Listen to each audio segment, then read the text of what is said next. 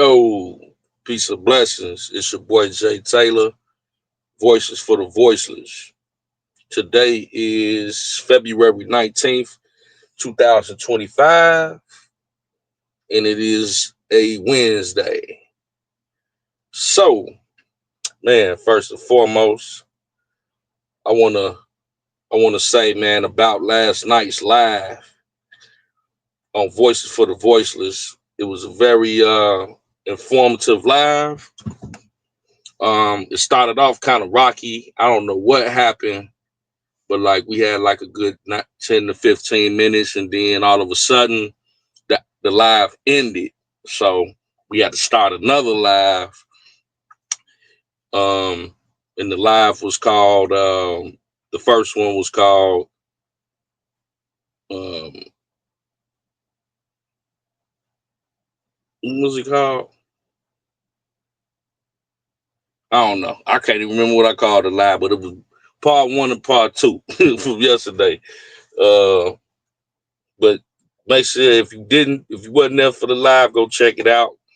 It's the last one we did, but we started the second one, and once we got the rocking and rolling, man, it was good. It flowed really well, and we had a nice, panel going after the hour mark. So shout out to everybody that came and chat and hit the panel. So, but we were basically talking about, yeah, that's it, wasteful spending or government corruption. And then I had, once that one ended, it was wasteful spending or government corruption part two. So that was the name. Right, there we go. So he's basically talking about the corruption that the government has been, misappropriating our tax dollars with all this foolishness by the hundreds of billions of dollars. And it's just the tip of the iceberg. When you listen to some of the stuff that we've been spending money on, if you haven't heard, it's gonna blow your mind, right? But towards the end, I played a small clip of a video, basically saying, um, insinuating that Trump is considering all the money that he's finding, he's considering giving that back to the American people. We've been through a lot, being taken advantage of with this fraud and abuse and, taking our dollars, giving it to illegal immigrants in the country, giving our dollars to fund wars outside the country. We giving millions of dollars to Al Qaeda and other terrorist groups in Afghanistan and Iraq, people we've been beefing with for hundreds of years, decades. Insane. You know what I'm saying? People uh, that we've been, you know, uh, funded wars to, talk about we done gave them trillions of dollars. They don't know where it's at. We paying politicians hundreds of thousands a year. They probably, a couple hundred thousand, but they leave office worth a couple hundred million. How did that happen? I mean, just so much abuse at the hands of the average taxpaying citizen. We playing by the rules, paying into this system, right? So, and Trump, like, man, this money that we are uncovering, man, it's remnants of him saying, let's just give it back to the American people. Just send everybody a nice little check for relief. You know, um, and my thing is this: if Trump actually does that, you see how they trying to come up against all the people that's like against what Trump and Elon Musk is uncovering. I wonder if they gonna be against that, and how would that argument fare for them? Here it is. 1 second. Bless me. I had to sneeze. But yeah, if Trump actually proposed, listen, I want to give all the taxpaying American citizens $5,000 checks. That's what I've been hearing, allegedly. Who would be against that? Would the Democrats be sitting up there talking about, oh no, we can't get it, let's just take more money? Is people still gonna be, sitting up there talking about, oh, Elon and them shouldn't be looking for no more corruption? If the man was dishing out checks, few grand to grease our pockets, who would go up against that? Would the Democrats be out there holding protests about that too? I mean, they out there holding protests when we finding out about all this fraud and abuse and misappropriation that's going on. Just a thought, you know what I'm saying? Just a thought. But on top of that, I mean, nothing is written in stone, but there's rumors or, whispers of, you know, Trump actually doing away with the whole income tax system, period.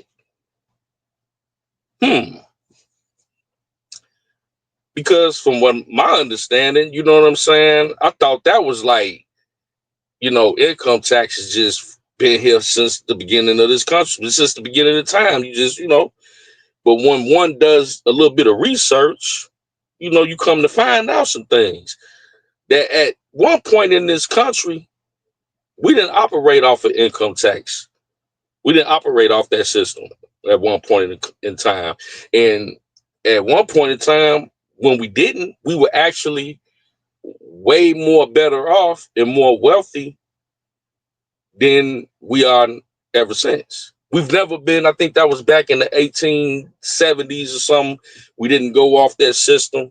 And prior to that, we had the most thriving economy ever.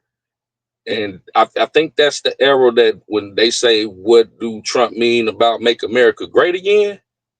I think that's the era that he's referring to, because everybody was able to keep their money in their pocket. You make it, you take it. Hey, I'm with it. So, I did a little research here.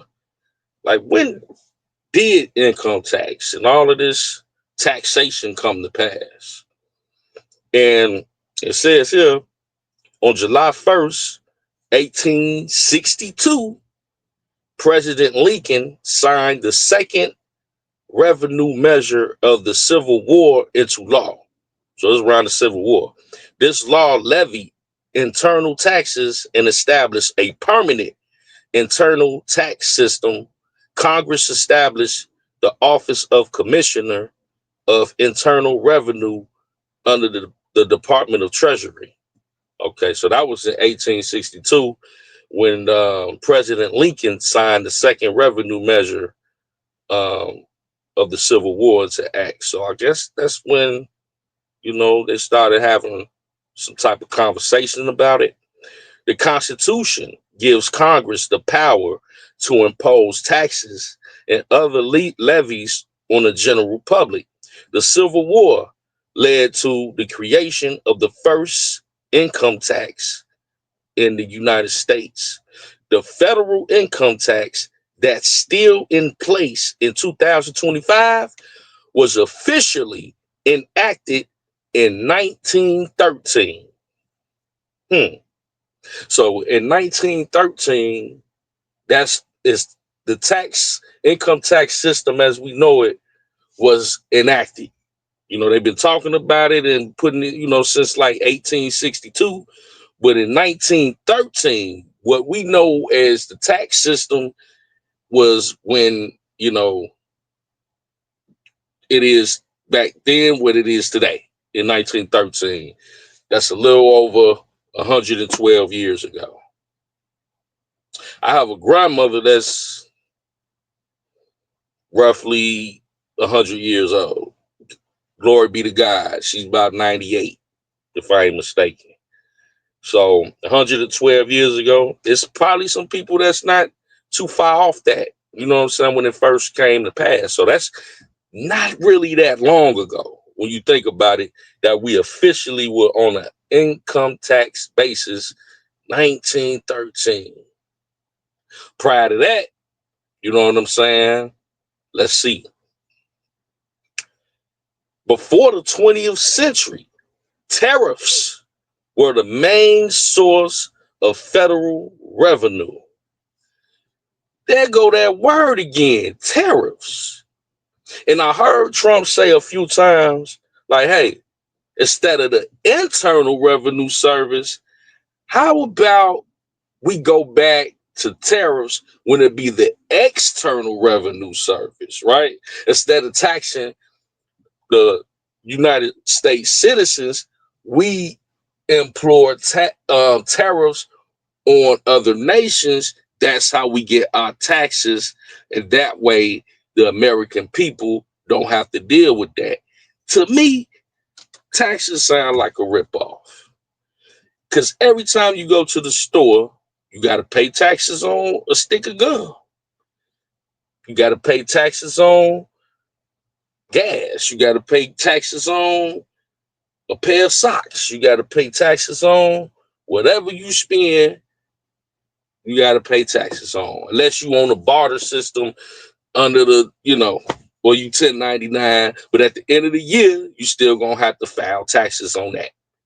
You know what I'm saying? So either way it go, you spending taxes all the time. If some say it's worth $9.99, you best believe by the time you go to the register, you're gonna be went over that $10.05 mark. You know what I'm saying? You're gonna put some taxes on whatever you bought. So tariffs were the main source of federal revenue before the 20th century.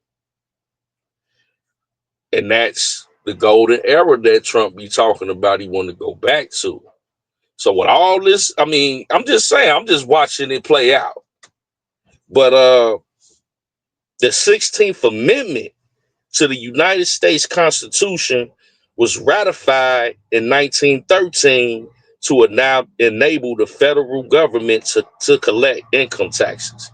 And it says something to the effect of they put the 16th Amendment with the United States Constitution to ratify in 1913. So it's supposed to take the burden off the middle class and the poor citizens and place more of the burden on wealthy people. But we know, I think the middle class and poor people get taxed the most.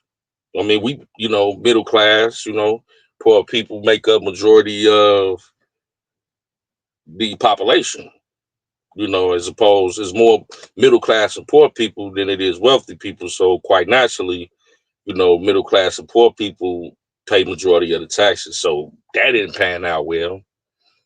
But just imagine if Trump actually went back to before Lincoln put that into play, and we was, putting tariffs on other nations. So basically, when they send their goods and products here, we raise the tax on it. We the major consumer base. So yeah, they gotta, it's gonna raise the price of things. But those taxes from those imports cover everybody's taxes. I like the sound of that. That way, we ain't got to deal with it at the end of the year, or at least reduce it. But I'm just wondering if, I don't know. I don't know if he has the power to do this, but the way that they talking about it, it seems like it's likely that he does. And I would like to get y'all thought on that. Get a check in the mail for about 4-5 grand. Like, hey, this is due to the abuse and fraud that your government did with your tax dollars. Hey, man, sound like a play to me.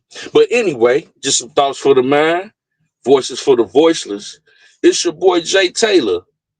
Peace and blessings, and we'll talk to you soon. All right.